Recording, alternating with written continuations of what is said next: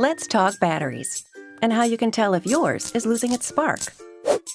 Here are 5 telltale signs. 1. Slow engine crank. You know the sound. 2. Indicator lights. The battery or check engine symbols may pop on. 3. A bloated battery. This could be a sign of overcharging or heat damage. 4. Corrosion, stains, and/or a stinky, rotten egg smell. This points to a leak. And 5. Age. If your battery is 4 or 5 years old, you should be prepared for problems. Bottom line, there are many factors that can shorten the life of your vehicle's vital power source. Heat can cause fluids to evaporate.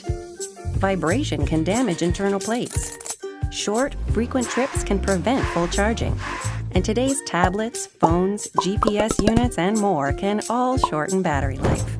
A weak battery puts extra strain on your entire charging system. And a dead battery? Well, that's one of the most common problems for drivers. So hey, get your battery tested. We recommend having it done twice a year, or every time we change your oil. It's a simple test that your Mopar battery expert can perform in just a few minutes at your local Chrysler, Dodge, Jeep, Ram, Fiat dealer. Mopar.